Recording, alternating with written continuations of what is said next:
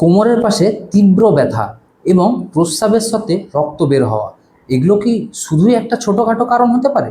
Stone kidney থেকে প্রস্রাবের পথে কোথাও আটকে গেলেও এরকম লক্ষণ দেখা দিতে পারে। আমি ললিত কান্তি দত্ত, একজন মেডিকেল হেলথ কেয়ার প্রফেশনাল।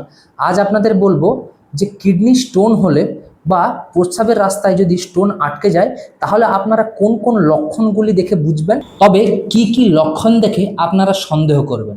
প্রথম, কোমরের পাশে তীব্র ব্যথা যন্ত্রণা, ব্যথা ঢেউয়ের মতো আসতে পারে এবং কোমর থেকে তলপেটের দিকে আস্তে আস্তে ছড়াতে পারে।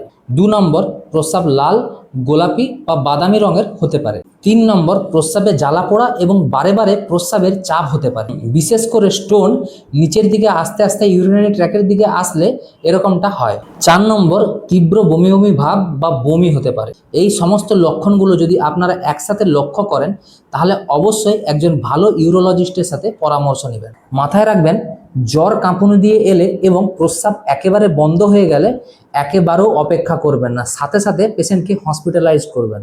দৈনন্দিন এরকম বৈজ্ঞানিক এবং স্বাস্থ্য তথ্য পেতে অবশ্যই সাবস্ক্রাইব করুন ক্লিনিক্যাল লেন্স।